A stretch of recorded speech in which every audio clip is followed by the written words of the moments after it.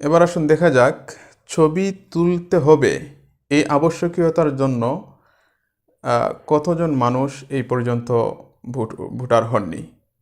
শব্দটা আমি ভোটার হননি বলবো না, এনআইডি কার্ড এখনো বানাননি।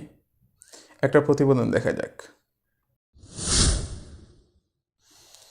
কালের কণ্ঠ 28 জানুয়ারি 2025 একটি নিউজ করেছে, ছবি তোলার ভয়ে অনেক নারী ভোটার হতে চান না। নিউজের ভিতরে বলা হয়েছে, নির্বাচন কমিশনার জানিয়েছেন বর্তমানে পুরুষ ভোটারের তুলনায় নারী ভোটারের সংখ্যা প্রায় 30 লাখ কম। বিশেষ করে ছবি তোলার ভয়ে অনেক নারী ভোটার হতে চান না। এ বিষয়ে সচেতনতা বৃদ্ধির জন্য সামাজিক ও ধর্মীয় প্রতিষ্ঠানগুলোর সহায়তা নেওয়ার প্রয়োজন রয়েছে। এখানে নির্বাচন কমিশনার জানিয়েছেন যে ছবি তোলার ভয়ে ভোটার হতে চান না। আসলে এনআইডি কার্ড কি কেবলমাত্র ভোটের অধিকার প্রয়োগ করার জন্য মানুষ বানায়? কেবলমাত্র ভোটার হয়ে ভোট দিবে এই জন্যই কি মানুষ শুধু এনআইডি কার্ড বানায়? ব্যাপারটা তো এমন না। এনআইডি কার্ড বানাচ্ছে না তার মানে একজন মানুষ নাগরিক হচ্ছে না। নাগরিক যত সুবিধা আছে সেই সুবিধা পাচ্ছে না। তার যত অধিকার আছে তার অধিকার খর্ব হচ্ছে। আমরা এটা একটু পরে দেখতেছি। তিনি বলেছেন পুরুষ ভোটারের চেয়ে নারী ভোটার 30 লাখ কম। আর জানা কথা যে নারীর চাইতে পুরুষ বেশি নাকি পুরুষের চাইতে নারী বেশি? নারীর চাইতে পুরুষ কখনোই বেশি না। পুরুষের চাইতে নারীর সংখ্যা এমনিতেই বেশি। চলুন একটা প্রতিবেদন দেখি। RTV 24 মার্চ 2024 ইংরেজি নিউজ করেছে, দেশে পুরুষের তুলনায় নারী বেশি। 1 জানুয়ারি 2024 সালে প্রাক্কলিত বাংলাদেশের জনসংখ্যা দাঁড়িয়েছে 17,15,90,000, যেখানে নারী 8,73,90,000 এবং পুরুষ 8,42,00,000। অর্থাৎ দেশে পুরুষের চেয়ে নারীর সংখ্যা 31,90,000 বেশি। তাই নির্বাচন কমিশনার বলেছেন যে পুরুষ ভোটারের চাইতে 30 লাখ কম, তাইলে এইদিকে 30 লাখ, ওইদিকে আবার পুরুষের চাইতে 31 লাখ বেশি নারীর সংখ্যা। তাইলে পরিমাণটা কত দাঁড়ায়? আমরা ওই পরিমাণে গেলাম না, আমরা 30 লাখেই থাকি। 30 লাখ নারী ভোটার হতে পারছেন না। এখানে এর মনোযোগ কিন্তু নির্বাচন কমিশনের মনোযোগ হচ্ছে যে এনআইডি কার্ড করে ভোটার হবে। কেবল কি ভোটার হওয়াই শেষ কথা? যদি এনআইডি কার্ড না হয় তাহলে তো সে নাগরিক সুবিধা পাচ্ছে না, তার অধিকার খর্ব হচ্ছে। কি কি অধিকার খর্ব হচ্ছে চলেন একটু আমরা দেখি। নাগরিকত্ব অপ্রমাণিত থাকে, সরকারি বেসরকারি বিভিন্ন পরিষেবা গ্রহণ করতে অসুবিধায় পড়ে। বয়স্ক ভাতা, বিধবা ভাতা, প্রতিবন্ধী ভাতা ইত্যাদি সরকারি সুবিধা পাচ্ছে না। ব্যাংক লেনদেন করতে পারছে না। বিভিন্ন উন্নয়ন প্রকল্প ও ত্রাণ সুবিধা বাধাগ্রস্ত হচ্ছে। গাড়ির রেজিস্ট্রেশন করতে পারছে না। ট্রেড লাইসেন্স করতে পারছে না। জমি কেনা বেচা ও নামজারি করতে পারছে না। সম্পত্তির উত্তরাধিকার হতে পারছে না। স্বামীর পেনশনের টাকা তুলতে পারছে না। মোবাইল ব্যাংকিং করতে পারছে না। সন্তানের বৃত্তির টাকা তুলতে পারছে না। অগত্যা আইনের দ্বারস্থ হতে হলে আদালতে যেতে পারছে না। আরও অনেক সমস্যায় পড়ে। এ তো দীর্ঘ একটা সময়। 30 লাখ নারী তার নিজের অধিকার থেকে বঞ্চিত হচ্ছে। কেবলমাত্র ছবি উঠানোর এই সিস্টেমটার কারণে সে এনআইডি কার্ড করতে পারছে না এবং সে নাগরিক নয় এমন মানুষ হয়ে আছে, মানে না মানুষ হয়ে আছে, তার কোনো অধিকার নেই।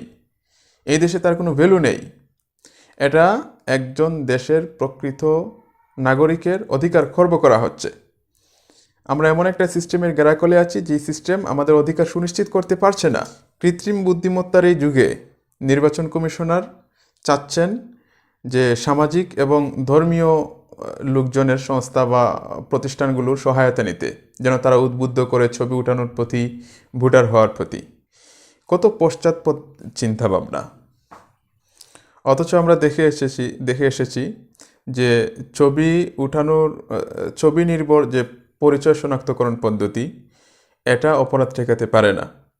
এখন নির্বাচন কমিশনার বা সরকার যদি উদ্যোগ নেয় সামাজিক প্রতিষ্ঠান বা সামাজিক ব্যক্তি, ধর্মীয় ব্যক্তিদেরকে যে ছবি উঠানোর প্রতি উদ্বুদ্ধ করতে, তাহলে তারা কি যাবেন? বা ছবি উঠানো বর্তমানে ডিপ ফেক প্রযুক্তির যুগে ছবি উঠানো কি আসলেই নিরাপদ? ডিপ ফেকের যুগে ছবি উঠানোটাই তো বরং বিপজ্জনক। পুরুষদের ছবি পাবলিক করা এটাই বিপজ্জনক হয়ে দাঁড়িয়েছে। সেই জায়গায় নারীর ছবি উঠানো তো বিপজ্জনক। চলুন ডিপফেককে একটু জানি।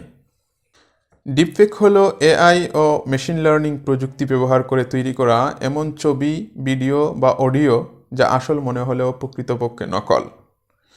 আন্তর্জাতিক গণমাধ্যম দ্য গার্ডিয়ানের এক প্রতিবেদন অনুযায়ী সেপ্টেম্বর 2019 সালে এআই ফার্ম ডিপট্রেস অনলাইনে 15,000 ডিপফেক ভিডিও খুঁজে পেয়েছে, যা 9 মাসের মধ্যে প্রায় দ্বিগুণ।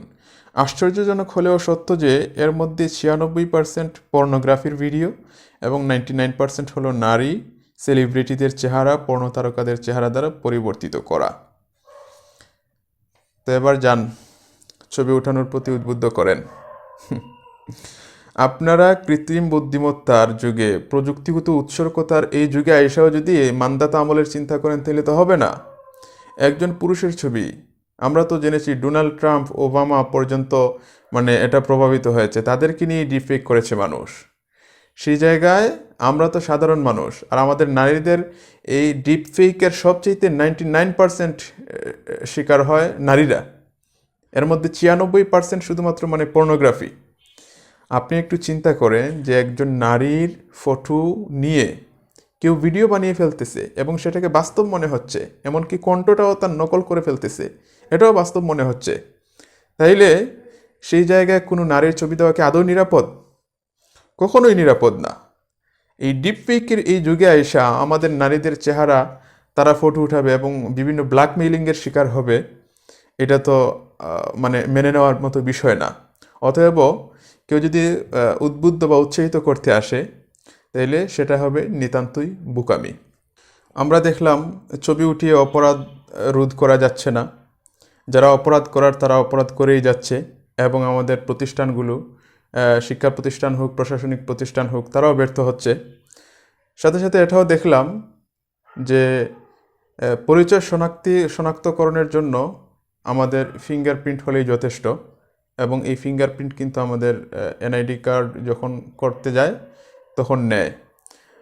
আর সাথে সাথে ছবি উঠানোর প্রয়োজন তো নেই, বরং এটা ঝুঁকিপূর্ণ হয়ে গেছে বর্তমান ডিপফেকের যুগে। তাহলে এখন আমাদের সরকারের কাছে চাওয়া কি? সরকারের বর্তমান অবস্থান আশা করি পরিষ্কার হয়ে গেছে আমাদের এই আলোচনায়। তাদের অবস্থানটা প্রশংসনীয় নাকি নিন্দনীয়? এখন সরকারের কাছে আমাদের চাওয়া কি? আমাদের দেশের মা বোনেরা ধর্মের প্রতি শ্রদ্ধাশীল, ধর্মীয় কারণে তারা ছবি উঠাতে চান না। সেই সমস্ত সম্ভ্রান্ত মা বোনদেরকে আপনারা শ্রদ্ধা করুন, তাদের অধিকারটাকে আর খর্ব করবেন না। কতটুকু ডেডিকেশন থাকলে দিনের পর দিন, বছরের পর বছর তারা নাগরিক অধিকার খর্ব হচ্ছে তাদের, এবং তারা সেটা সহ্য করে যাচ্ছেন, এবং বিভিন্ন প্রতিষ্ঠানে তাদেরকে হেনস্থা করা হচ্ছে, হয়রানি করা হচ্ছে বিভিন্ন অজুহাতে। তো তাদের দাবির প্রতি আপনারা সদয় হন, তাদের দাবিকে আপনারা মেনে নিন এবং তাদের অধিকারকে প্রতিষ্ঠা করেন। তাদেরকে যত হেনস্থা করা হয়, হয়রানি করা হয়, সব পথ রুদ্ধ করে দেন। এখন তো আপডেট যুগ, আধুনিক যুগ, এই যুগে এসেও আপনার প্রাচীন আমলটাকে ফলো করতে হবে কেন? শুধুমাত্র সিস্টেমের কারণে আপনার দেশের 30 লাখ নাগরিক না হয়ে থাকতেছে, তাকে না মানুষ বানিয়ে রাখছেন। এটার দরকার কি? তারা ফিঙ্গারপ্রিন্ট চাচ্ছে, সেই ফিঙ্গারপ্রিন্ট নিয়ে নেন, নিলে তো এই 30 লাখ নারীর ফিঙ্গারপ্রিন্ট আপনার ডাটাবেজে চলে আসলো। কোনো অপরাধ সংগঠিত হলে, ইনকেস যদি কোনো অপরাধ সংগঠিত হয়, সেটা আপনি নির্ণয় করতে পারলেন। তাদের অধিকারটা মেনে নেওয়া হোক। সর্বোপরি মুসলিম নারীরা ধর্মীয় আইনের প্রতি শ্রদ্ধাশীল। আপনারা ধর্মের বিধানের প্রতি শ্রদ্ধাশীল হন। এটা আপনাদের জন্য ভালো, রাষ্ট্রের জন্য ভালো, রাষ্ট্রের নাগরিকদের জন্য ভালো। সবাই ভালো থাকুন, সুস্থ থাকুন। আল্লাহ হাফেজ।